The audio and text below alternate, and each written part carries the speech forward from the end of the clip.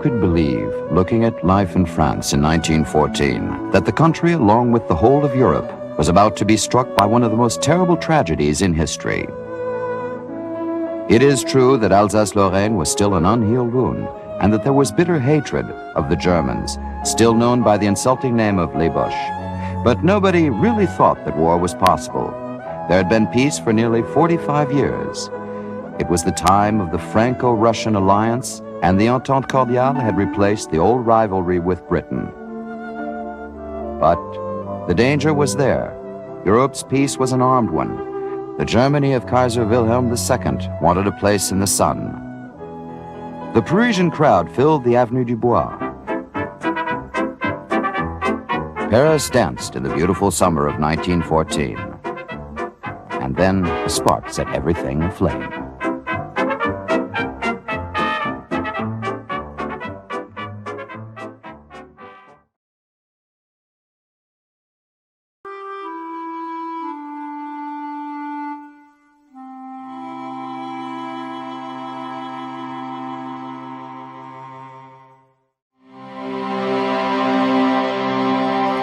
'16 was to be the year of titanic battles.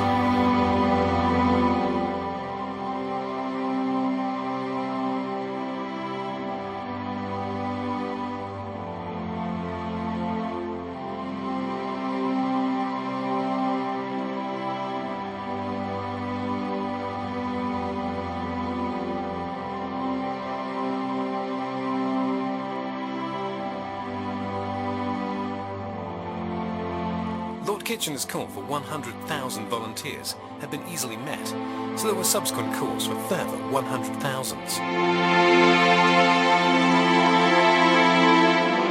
By the spring of 1916, the BEF had 6 new Kitchener armies.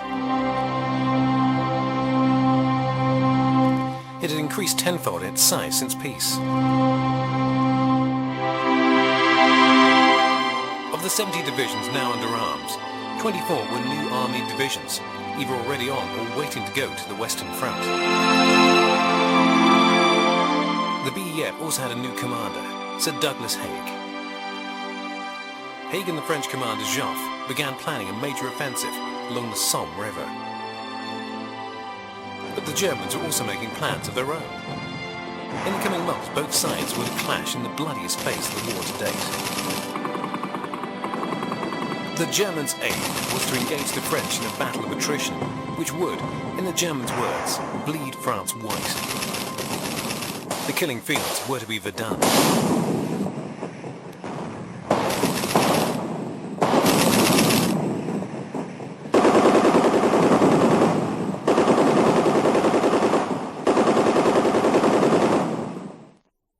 The German siege of Verdun and its ring of forts, which comprised the longest battle of the First World War, has its roots in a letter sent by the German Chief of Staff, Erich von Falkenhayn, to the Kaiser Wilhelm II on Christmas Day 1915. In his letter, Falkenhayn argued that the key to winning the war lay not on the Eastern Front against Russia, whom he believed was on the point of revolution and subsequent withdrawal from the war, but on the Western Front. He reasoned that if France could be defeated in a major set-piece battle, Britain would in all likelihood seek terms with Germany, or else be defeated in turn. Falkenhayn believed that Britain formed the foundation of the Allied effort ranged against Germany, and that she must be removed from the war. To that end, he recommended implementation of a policy of unrestricted submarine warfare against merchant shipping, a policy directed squarely at starving Britain. This, combined with a knockout blow to France, would, he believed, bring about a successful conclusion to hostilities.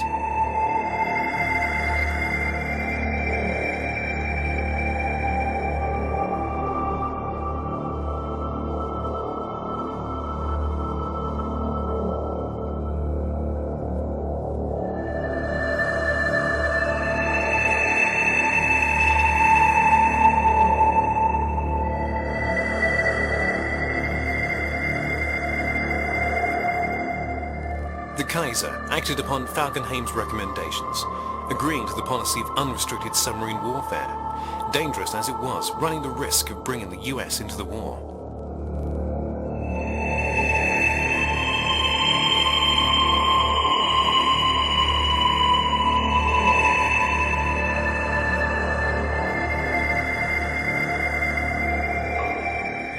He also sanctioned implementation of the set-piece siege against Verdun, Falkenhayn's choice of French target, starting in February 1916.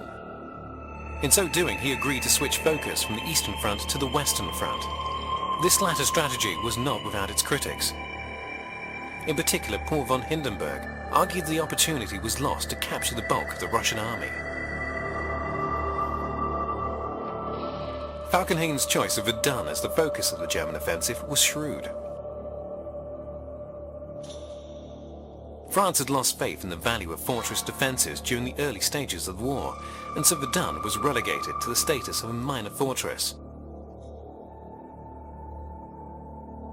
But Verdun maintained a great psychological hold on the minds of the French people. A fortress had stood there since Roman times. On a practical level, the woods immediately behind Verdun would have proved far easier to defend than the Verdun forts. The last fortress town to fall to the Prussians in the Franco-Prussian War of 1870-1871, Verdun's fortifications had been significantly boosted in the 1880s to withstand further attacks.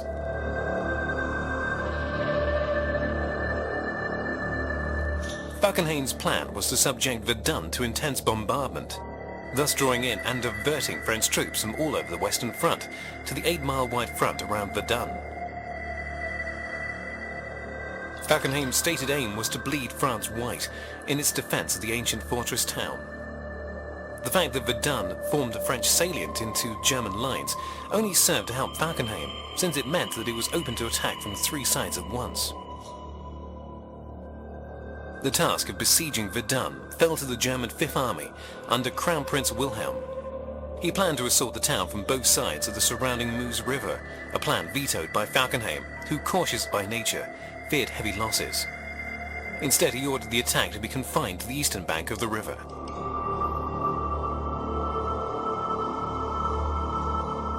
Originally scheduled to start on the 12th of February, the offensive was postponed to the 21st of February on account of poor weather, preceded by a 21-hour preliminary bombardment.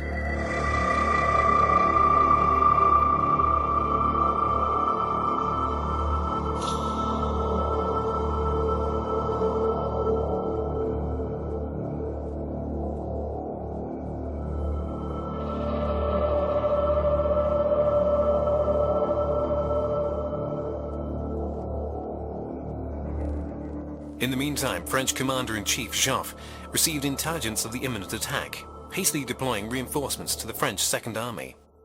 Meanwhile, the fortress commander, Lieutenant Colonel Émile Drouin, vainly attempted to improve Verdun's trench systems in time. Drouin prepared for the onslaught by posting 2 battalions, led by himself at the tip of the Verdun salient, on the east bank of the Meuse River. He faced formidable opposition, 1 million German troops against 200,000 defenders. The attack finally began at 7:15 on the 21st of February. Crown Prince Wilhelm opening the battle with 1,400 guns packed along the 8-mile front. The guns were well served by good railway facilities nearby. 100,000 shells poured into Verdun every hour, Wilhelm's intention being to kill the majority of the French defenders before the infantry even started their advance into the fortress. Following an optimistic assessment, a German scouting party was sent in following the initial bombardment. They reported that half the French fighting force remained to meet the planned attack. Arguably, had Wilhelm chosen to attack at this point, the fortress might still have fallen. Instead, daunted by the apparent formidable defences, Wilhelm chose to renew the bombardment. By the close of the first day, the German forces had succeeded only in capturing the French front-line trenches, much less than planned. But Durand himself had been killed during the battle, and his 2 battalions demolished. Wilhelm withdrew his forward infantry in preparation for a further artillery bombardment, thus taking the sting out of the momentum that had been generated. More importantly, it allowed the French defenders to position themselves such that they're able to enfilade the advancing German troops from across the river. Verdun remained in French hands, although the defensive situation was dire.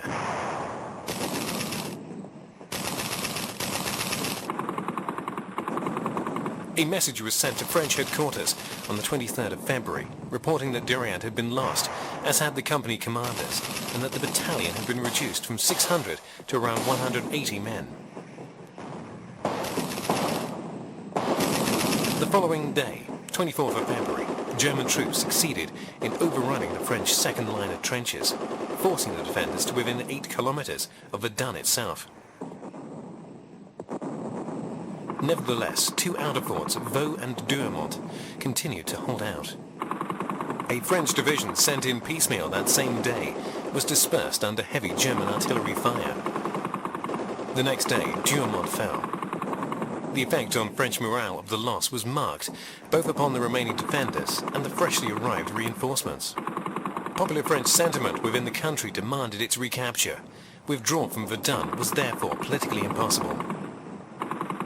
The French commander-in-chief, Joffre, remained unflappable. He issued a statement noting that any commander who gave ground to the advancing Germans would be court-martialed. He summarily dismissed General Langle de Carey, who was responsible for the defense of Verdun, for deciding to evacuate the Yuvre Plain and the east bank of the Meuse River. In Langle de Carey's place, Joffre promoted Henri Philippe Patin, a talented officer whose progress through the French army had been slowed on account of his defiance of the prevailing motto of attack at all costs, believing that this was a recipe for disaster. He was one of a few commanders who recognized that defensive technology had advanced more rapidly than offensive technology. Patin pledged not to let the Germans pass and telephoned the commander of the Verdun front line, instructing him to hold fast. In a sense, Patin's appointment could hardly have better suited Falkenhayn's ultimate goal. His stated aim of bleeding the French army at Verdun would not be met by a quick German victory. Thus, Patin's dogged determination to hold out suited his intentions perfectly. However, he could hardly have determined just how effective Patin's defensive strategies turned out to be. Patin understood that the defense of Verdun would result in many French casualties. The nature of the terrain made this inevitable. However, he was determined to inflict the maximum damage to the German invaders in the course of those losses. Hence he effectively reorganized French use of artillery, personally taking command of this aspect of the defense.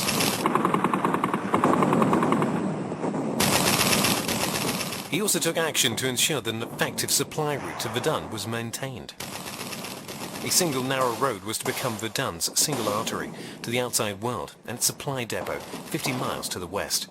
The road came to be known as Voie Sacrée, or the Sacred Road.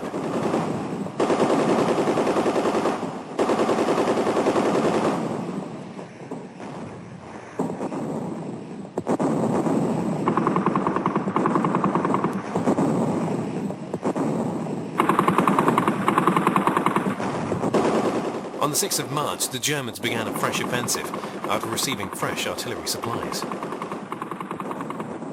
They made great progress at first until French counterattacks pushed back the advancing German infantry.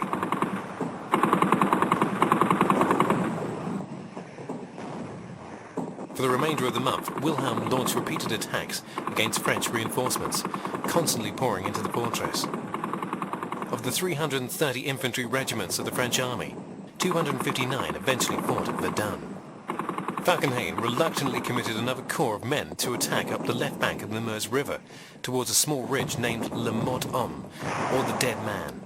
It lived up to its grim name as the battle raged continuously without conclusion. Meanwhile, the casualties were mounting rapidly on both sides. The French were certainly losing huge numbers of men, as were the Germans. By the time the battle ended, almost 1 million casualties had been incurred in roughly equal numbers on either side. April the 9th saw the launch of the third major German offensive, this time on both sides of the salient. Again, Patin's defenses held. The attacks and counterattacks continue until the end of May. The German forces were inching ever closer to the remaining forts.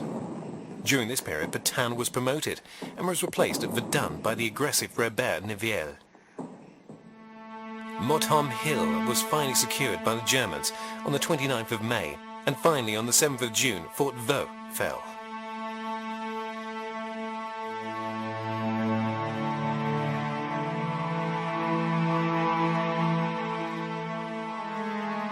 Situated on the east bank of the Meuse River, the fort had held out against constant bombardment since the start of the battle in February. However, by now out of reserves of water and the fort itself lying in ruins, its French defenders could hold out no longer. With the capture of the fort, Wilhelm offered his congratulations to the fort commander, Major Ranau, for holding out so long. Encouraged by the success in capturing Fort Vaux, German troops almost succeeded in breaking through the French line at the close of June and into early July. It was at this stage that the latest form of chemical warfare was unveiled by Germany, phosgene gas, which acted by forming as hydrochloric acid once inhaled into the lungs.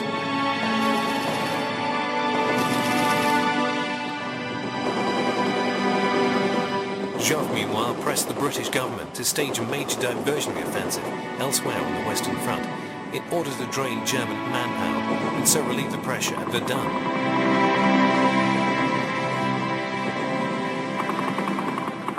Originally scheduled for the 1st of August, the Battle of the Somme was brought forward to the 1st of July on Joffre's insistence.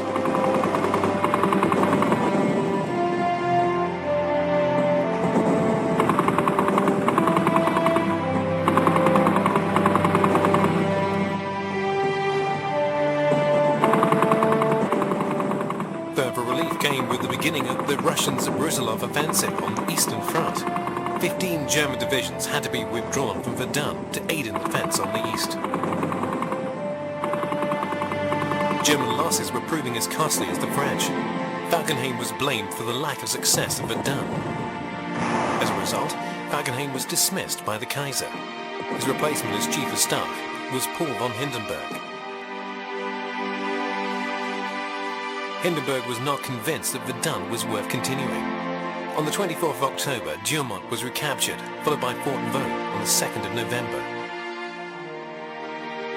Following a pause, the French renewed the offensive, retaking ground lost since the start of the German attack. Between the 15th to the 18th of December alone, when the battle ended, the French captured 11,000 prisoners, and with them 115 heavy guns. French casualties during the battle were estimated at 550,000, with German losses set at 434,000, half the total being fatalities.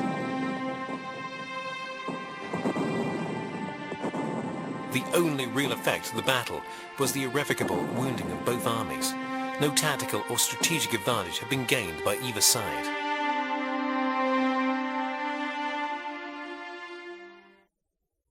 "1916 saw one of the greatest naval engagements of all time, as well as the one significant sea battle of the First World War. Jutland had all the elements to be a great British naval victory, but in the event the result was much less clear-cut.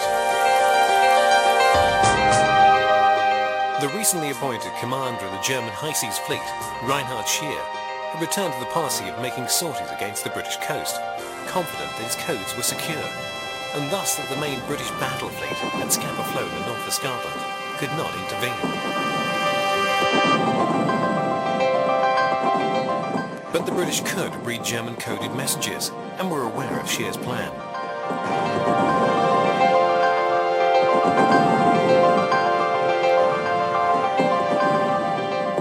On the 31st of May, 152 ships of the Royal Navy's Grand Fleet set sail soon after the Germans' High Seas Fleet.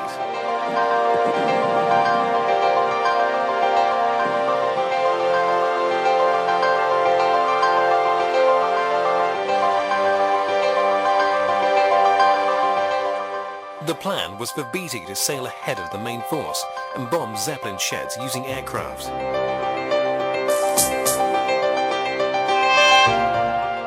It was expected that this would lure the Germans out into the open sea, where they would be pounced upon by the main force led by Beatty's Commander-in-Chief, Admiral Jellicoe. For the first time since Trafalgar, Britain's Royal Navy was to engage the enemy in a set-piece encounter. England expected a famous victory.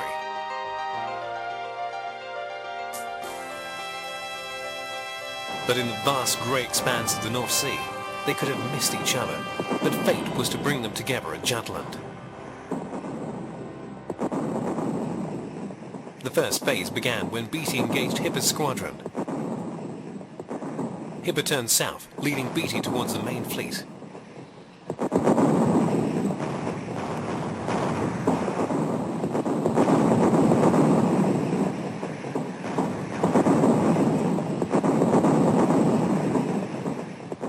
The The second phase saw Beatty flee north, pursued by the German dreadnoughts. So far, both sides thought the battle was going to plan, even though 2 British battlecruisers had already been lost.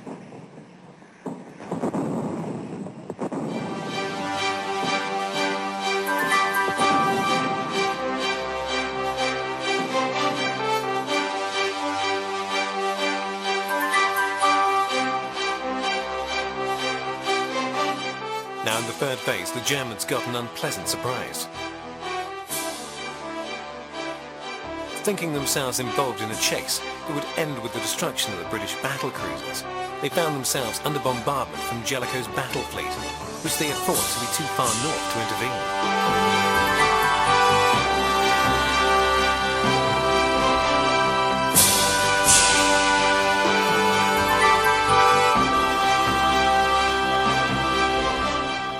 The heavy British guns quickly forced Scheer to order a retreat.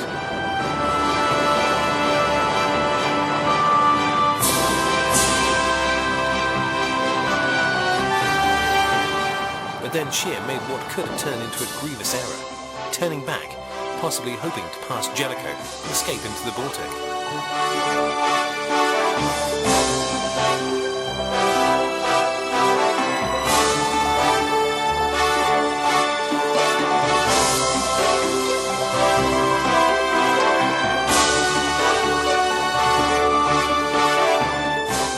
Jellicoe had slowed down, and the German fleet found themselves crossing in front of the British fleet.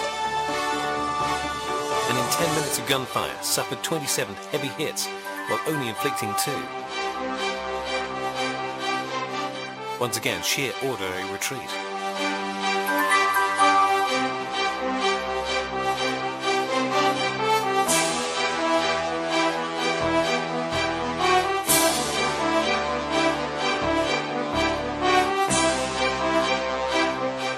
Finally, in the last phase of the battle, in a night of intense fighting, the retreat of the German battleships was covered by their lighter ships, while Jellicoe lost time after turning to avoid a potential torpedo attack.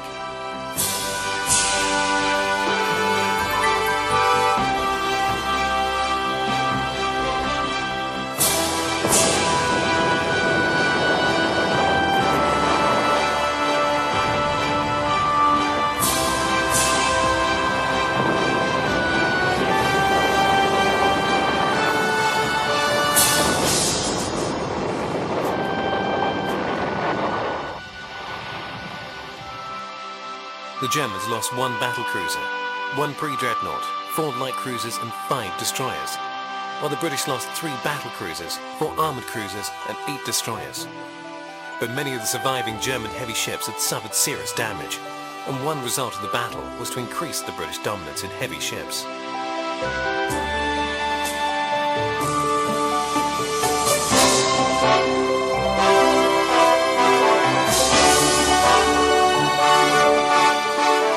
Jutland was the last and largest of the great battleship battles. Neither submarines or aircraft played any part in the battle, despite the plans of both sides. Never again did battle fleets meet again in such numbers. While the Royal Navy suffered more losses, the battle effectively ended any threat from the High Seas Fleet, which now knew it could not contest control of the North Sea with the Royal Navy.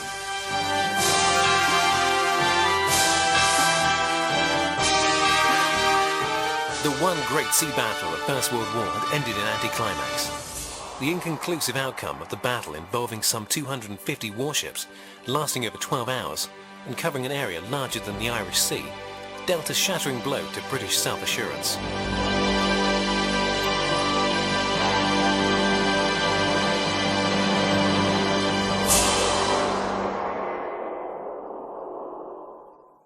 At Verdun, the French were being drawn in ever-increasing numbers. In order to relieve the pressure, there was great pressure put on the British to mount a major offensive in order to draw German forces away.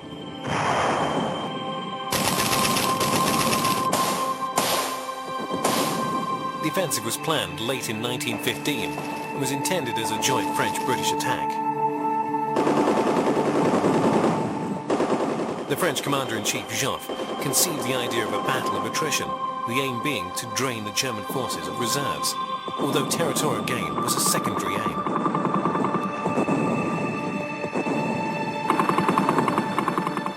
The plan was agreed upon by the new British Commander-in-Chief, Sir Douglas Haig, although he would have preferred an offensive across the open ground of Flanders.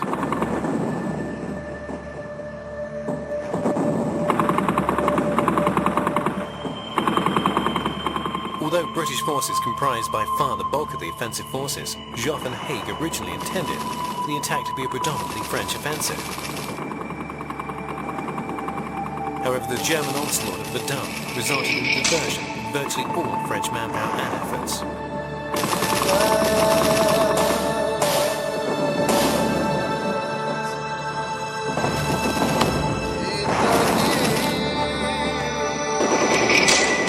Haig took over responsibility from Joffre for the planning and execution of the attack. Haig's meticulous preparations progressed slowly, much to Joffre's irritation. Haig intended to fashion the attack using the ideas of both himself and General Rawlinson, whose Fourth Army was to spearhead the assault.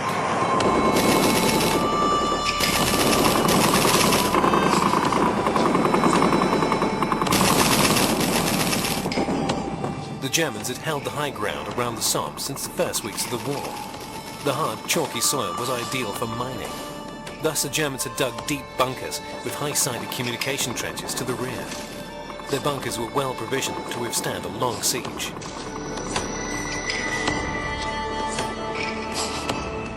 On the surface, machine gun positions covered every possible angle of attack. In front of them were fields of barbed wire.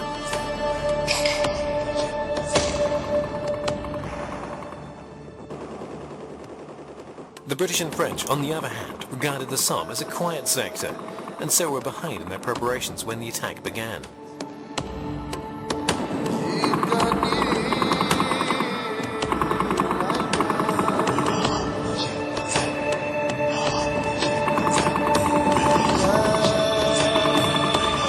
The attack was preceded by an 8-day preliminary bombardment of the German lines, beginning on Saturday, June the 24th.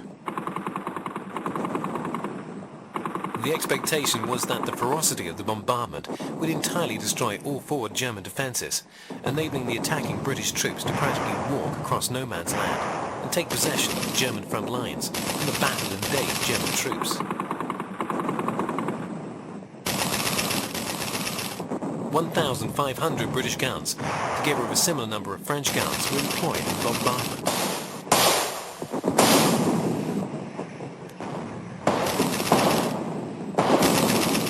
Following the artillery bombardment, it was determined that a creeping barrage would precede the advancing infantry to the German front line, and onwards to the second and third trench lines. The Royal Artillery had prepared an underground network of telephone cables so as to enable forward observation officers to monitor and correct the ranges as the battle progressed.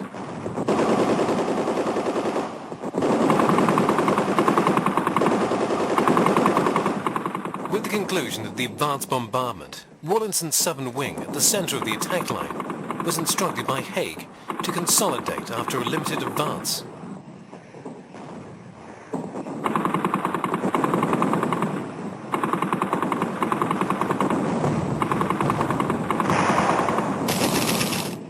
Rawlinson's troops went into battle heavy laden with supplies for that purpose.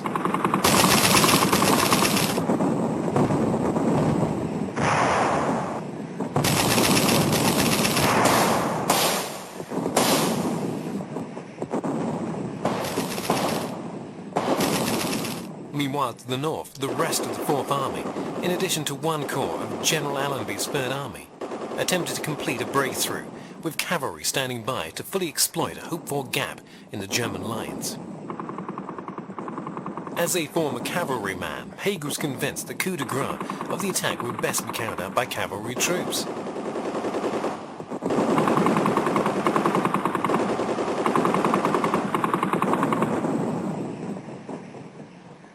Following the taking of the German lines, the plan was for the British to break through to Cambrai and Douai, thus breaking the German line in two.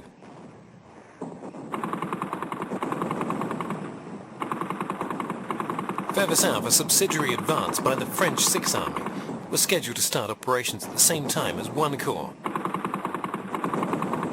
27 divisions of men went into the attack, 750,000 men, of which over 80% were from the British Expeditionary Force.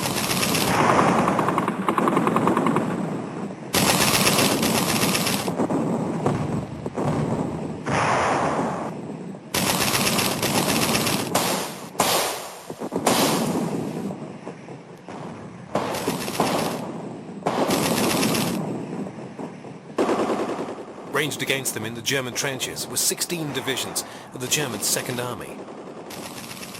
The odds were apparently stacked heavily in the attacking force's favour. But the advanced artillery bombardment failed to destroy either the German frontline barbed wire or the heavily built concrete bunkers the Germans had carefully constructed. Much of the munitions used by the British proved to be duds, badly manufactured and ineffective. Many charges did not go off. Even today, farmers on the Western Front unearth many tons of unexploded iron harvest each year.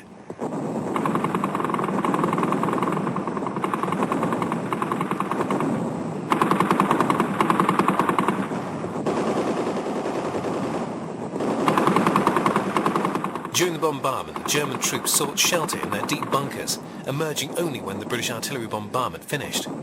Then the German machine guns were manned to deadly effect.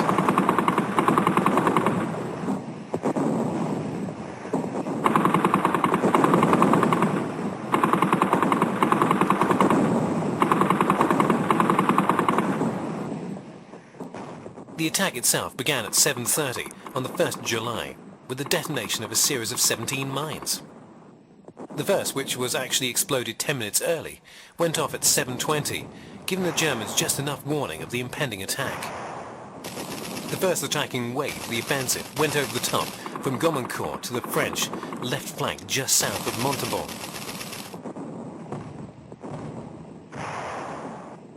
The attack was by no means a surprise to the German forces. Quite aside from being freely discussed in French coffee shops and in letters home from the front, the chief effect of the 8-day preliminary bombardment served merely to alert the German army to imminent attack.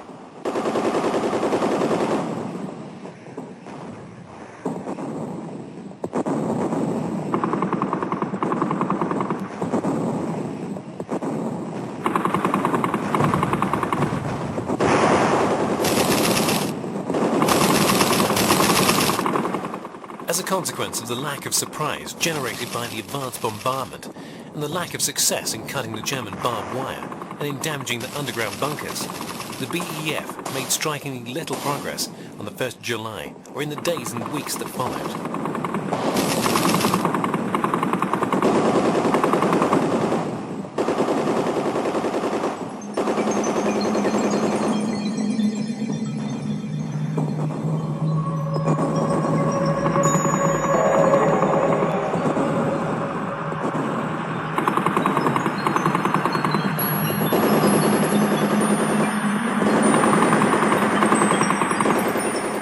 Success was achieved by the French forces at the southern tail of the line, possibly because their advanced bombardment was sprung only hours before the attack, thus ensuring a degree of surprise.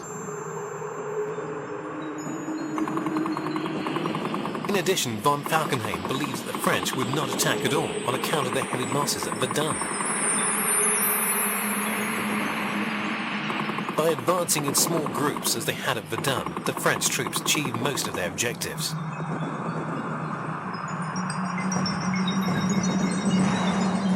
The British troops were, for the most part, forced back into their trenches by the effectiveness of the German machine gun response.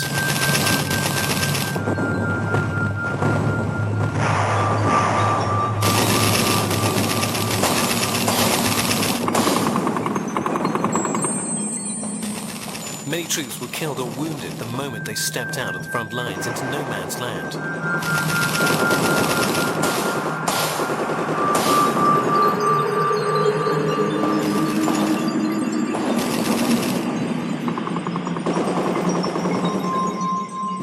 Slowly towards the German lines, laden down with supplies, expecting little or no opposition.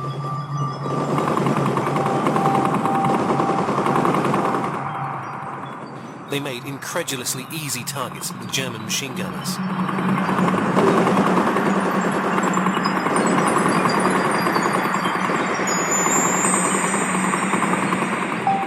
Despite heavy losses during the first day, 58,000 British troops alone, Haig persisted with the offensive in the following days.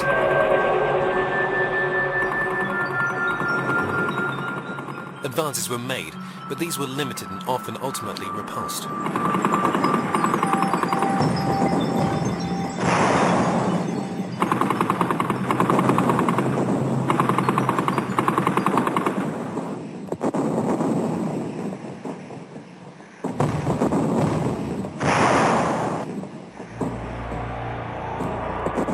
Rawlinson's forces secured the first line of German trenches on the 11th of July.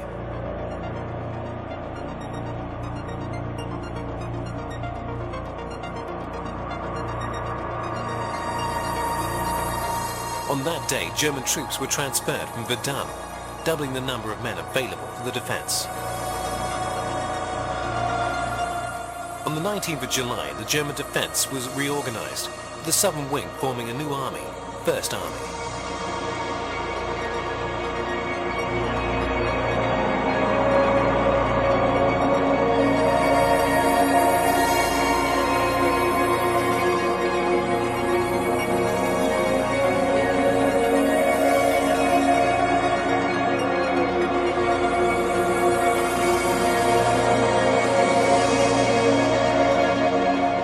Each side assumed the other was on the point of exhaustion and that a breakthrough was imminent. Thus the offensive was maintained throughout the summer and into November.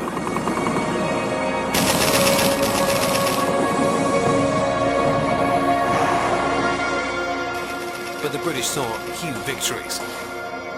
Poitiers was captured by 2 Australian divisions on July the 23rd, and those that were secured were not followed up.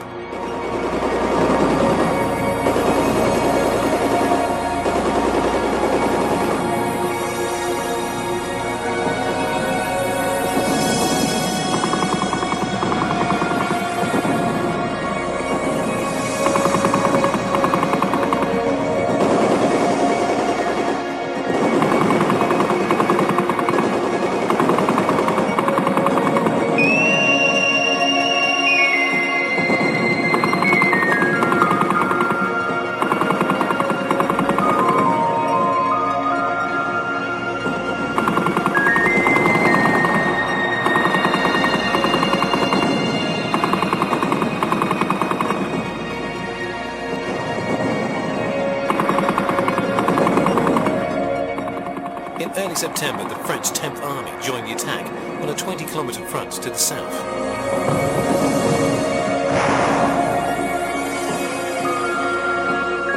Meanwhile, the British attack was renewed by the 4th Army in the northeast at Flers-Courcelles.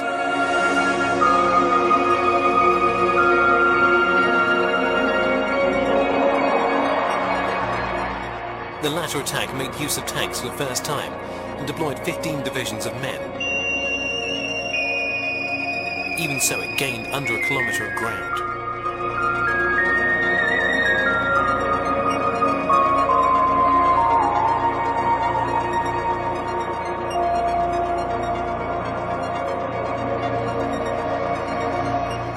The first tanks were developed in great secrecy, but there were only 50 available. Mechanical and other failures reduced the original number of participating tanks to 24. Whilst they achieved a large measure of shock surprise when sprung upon the German opposition, these early tanks proved unwieldy and highly unreliable.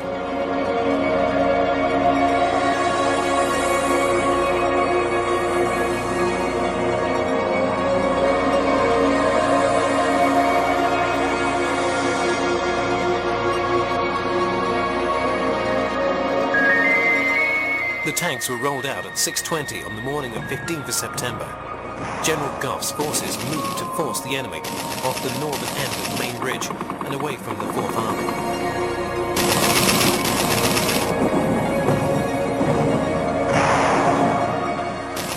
Rawlinson's troops were to break through the remaining enemy trench system, while the French 6th Army would attempt to clear the enemy from the British right flank.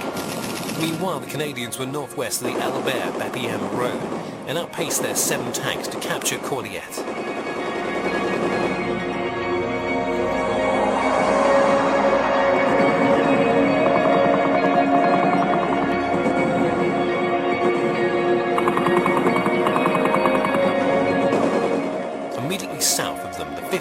British division held by a single tank captured Marty-Pieck.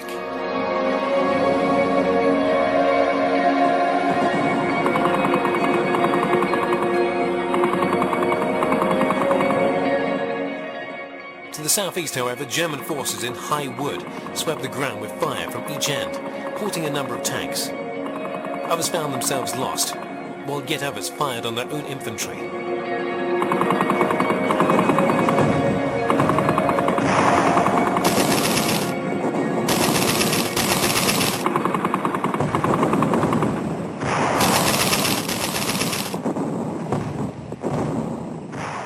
To the east, progress to Flers was helped by the arrival of 4 tanks at a critical moment. The ruined village falling to a single tank, assisted by mixed platoons of Hampshires and Royal West Kents. Haig renewed attacks in this area again between the 25th and 27th of September, but British advances were small.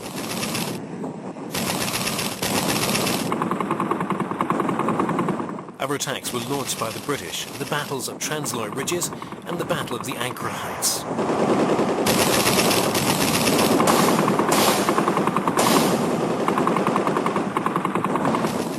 Similarly, French attacks were continued in the south around Chalnes and the centre east of Melval.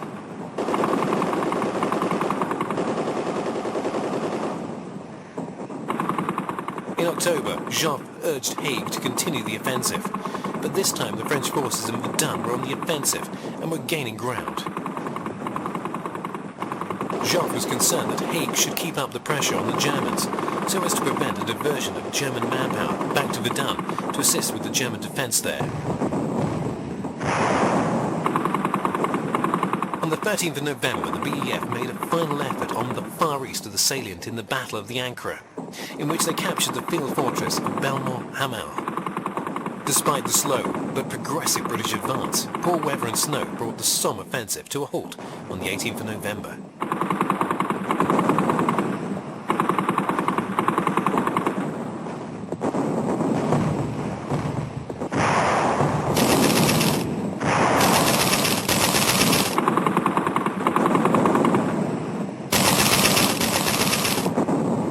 During the attack, the British and French had gained 12 kilometres of ground, but the cost had been enormous. 420,000 estimated British casualties, including many of the volunteers' PALS battalions, plus a further 200,000 French casualties.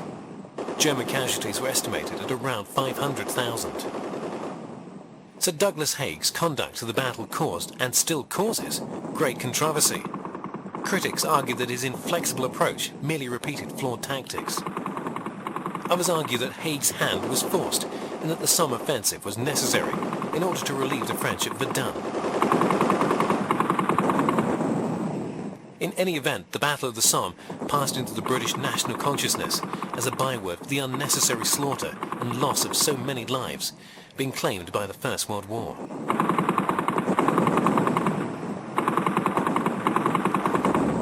Whilst the Allies were slogging it out in France, the Russians at last tasted success, to the point that they nearly succeeded in knocking the Austro-Hungarians out of the war.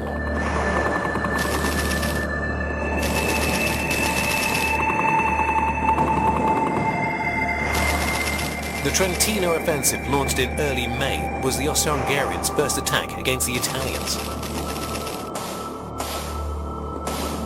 They were making great gains until the ruggedness of the terrain began slowing them down, allowing the Italians to regroup.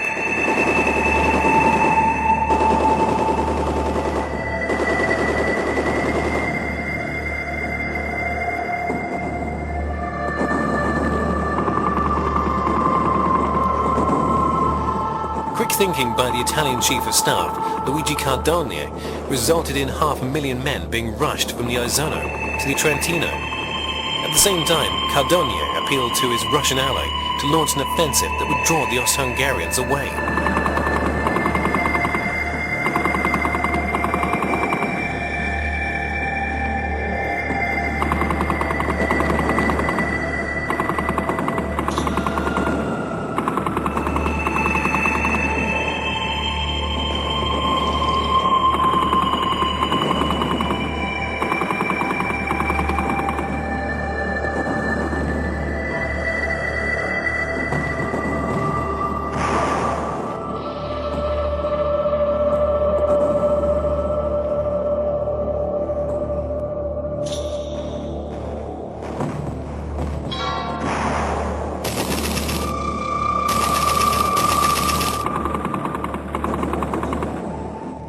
commanded by Alexei Brozhilov, the Russians opened their offensive at Lutz on the 4th of June. Although the Austro-Hungarians outnumbered the Russians and they believed their fortified positions to be impregnable, Russian artillery succeeded in breaching the barbed wire in more than 50 places. In 2 days of fighting, the Austro-Hungarians lost some 130,000 troops. But the Russian steamroller continued until shortage of supplies meant the offensive trickled to a standstill during September. The Austro-Hungarians paid a high price for their complacency. Some 1.5 million men were either killed, wounded, or taken prisoner.